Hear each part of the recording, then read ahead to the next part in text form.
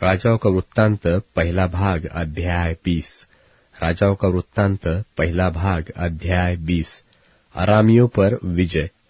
और अराम के राजा बेन्हदद ने अपनी सारी सेना इकट्ठी की, और उसके साथ 32 राजा और घोड़े और रथ थे।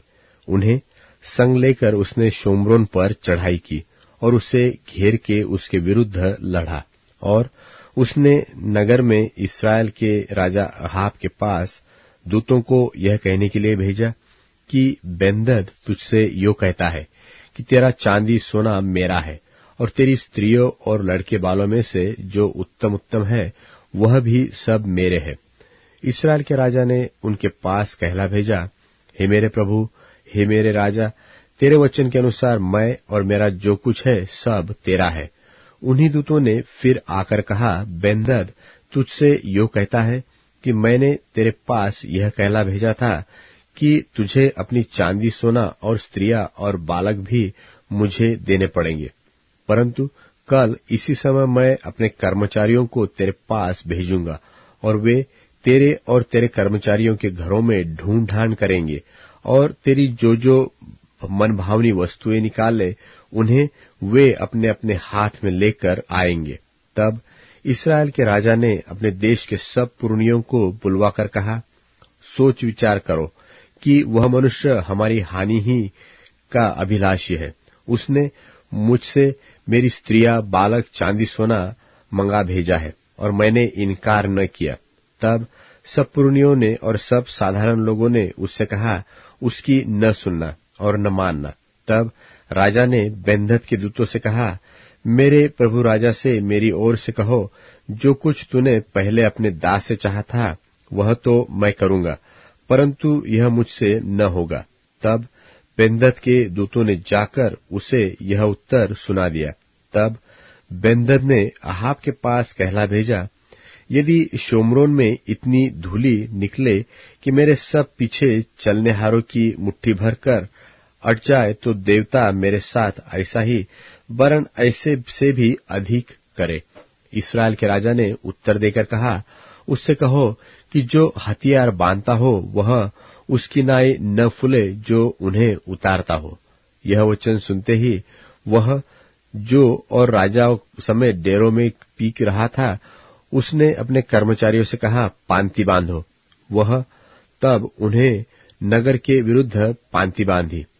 तब एक नबी ने इस्राएल के राजा अहाब के पास जाकर कहा, यहोवा तुझसे यो कहता है कि यह बड़ी भीड़ जो तूने देखी है, उस सबको मैं आज तेरे हाथ में कर दूंगा। इससे तू जान लेगा कि मैं यहोवा हूं। अहाब ने पूछा, किसके द्वारा? उसने कहा, यहोवा यो कहता है कि प्रदेशों के हाकिमों के सेवकों के द्वारा। फिर उसने पूछा, युद्ध को कौन आरंभ करे? उसने उत्तर दिया, तू ही। तब उसने प्रदेशों के हाकिमों के सेवकों की गिनती ली, और वे 232 निकले। और उनके बाद उसने सब इस्राएली लोगों की गिनती ली, और वे 7000 निकले। ये दोपहर को निकल गए। उस समय बेन्हदद अपने सहायक 32 राजाओं समेत डेरों में दारू पीकर मतवाला हो रहा था। प्रदेशों के हाकिमों के सेवक पहले निकले। तब बेन्हदद ने दूत भेजे, और उन्होंने उससे कहा, शोम्रोन से कुछ मनुष्य निकले आते हैं। उसने कहा, चाहे वे मेल करने को निकले हो चाहे लड़ने को, तो भी उन्हें जीवित ही पकड़ लाओ। तब प्रदेशों के हाकिमों के सेवक और उनके पीछे की सेना के सिपाही नगर से निकले, और वे अपने अपने सामने के पुरुषों को मारने लगे, और अरामी भागे, और इस्राएल ने उनका पीछा किया। और अराम का राजा बेन्हदद सवारों के संग घोड़ों पर चढ़ा और भागकर बच गया। तब इस्राएल के राजा ने भी निकलकर घोड़ों और रथों को मारा, और अरामियों को बड़ी मार से मारा। तब उस नबी ने इस्राएल के राजा के पास जाकर कहा, जाकर लड़ाई के लिए अपने को दृढ़ कर, और सचेत होकर सोच कि क्या करना है, क्योंकि नए वर्ष के लगते ही अराम का राजा फिर तुझ पर चढ़ाई करेगा। तब अराम के राजा के कर्मचारियों ने उससे कहा, उन लोगों का देवता पहाड़ी देवता है, इस कारण वे हम पर प्रबल हुए। इसलिए हम उनसे चौरस भूमि पर लड़े तो निश्चय हम उन पर प्रबल हो जाएंगे। और यह भी काम कर, अर्थात सब राजाओं का पद ले ले और उनके स्थान पर सेनापतियों को ठहरा दे। फिर एक और सेना जो तेरी उस सेना के बराबर हो जो नष्ट हो गई है, घोड़े के बदले घोड़ा और रथ के बदले रथ अपने लिए गिन ले।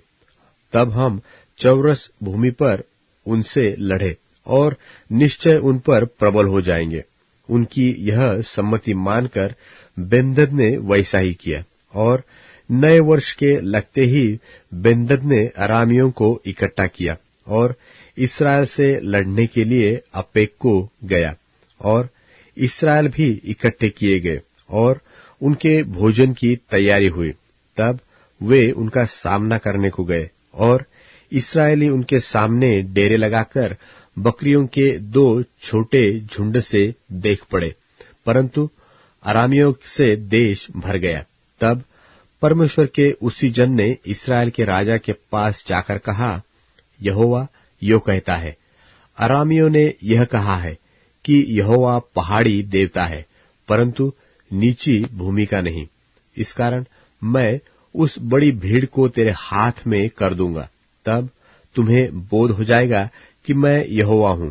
और वे 7 दिन आमने सामने डेरे डाले पड़े रहे। तब 7वें दिन युद्ध छिड़ गया और एक दिन में इस्राएलियों ने 1 लाख अरामी प्यादे मार डाले। जो बच गए वह आपेक को भागकर नगर में घुसे और वहां उन बचे हुए लोगों में से 27,000 पुरुष शहरपनाह की दीवार के गिरने से दबकर मर गए। बेन्हदद भी भाग गया और नगर की एक भीतरी कोठरी में गया। तब उसके कर्मचारियों ने उससे कहा, सुन, हमने तो सुना है कि इस्राएल के घराने का राजा दयालु राजा होते हैं, इसलिए हमें कमर में टाट और सिर पर रस्सियां बांधे हुए इस्राएल के राजा के पास जाने दे, संभव है कि वह तेरा प्राण बचा ले। तब वे कमर में टाट और सिर पर रस्सियां बांधकर इस्राएल के राजा के पास जाकर कहने लगे, तेरा दास बेन्हदद तुझसे कहता है, कृपा करके मुझे जीवित रहने दे। राजा ने उत्तर दिया, क्या वह अब तक जीवित है? वह तो मेरा भाई है। उन लोगों ने उसे शुभ शकुन जानकर फुर्ती से बूझ लेने का यत्न किया कि यह उसके मन की बात है कि नहीं, और कहा, हाँ, तेरा भाई बेन्हदद। राजा ने कहा, जाकर उसको ले आओ। तब बेन्हदद उसके पास निकल आया और उसने उसे अपने रथ पर चढ़ा लिया। तब बेन्हदद ने उससे कहा, जो नगर मेरे पिता ने तेरे पिता से ले लिए थे उनको मैं फेर दूंगा, और जैसे मेरे पिता ने शोमरोन में अपने लिए सड़कें बनवाई है, वैसे ही तू दमिश्क में सड़कें बनवाना। अहाब ने कहा, मैं इसी वाचा पर तुझे छोड़ देता हूं। तब उसने बेन्हदद से वाचा बांधकर उसे स्वतंत्र कर दिया। इसके बाद नबियों के चेलों में से एक जन ने यहोवा से वचन पाकर अपने संगी से कहा, मुझे मार। जब उस मनुष्य ने उसे मारने से इनकार किया, तब उसने उससे कहा, तूने यहोवा का वचन नहीं माना, इस कारण सुन, जो ही तू मेरे पास से चला जाएगा तो ही सिंह से मार डाला जाएगा। तब जो ही वह उसके पास से चला गया, त्यों ही उसे एक सिंह मिला और उसको मार डाला। फिर उसको दूसरा मनुष्य मिला और उससे भी उसने कहा, मुझे मार, और उसने उसको ऐसा मारा कि वह घायल हुआ। तब वह नबी चला गया और आंखों को पगड़ी से ढांपकर राजा की बाट जोहता हुआ मार्ग पर खड़ा रहा। तब राजा पास होकर जा रहा था।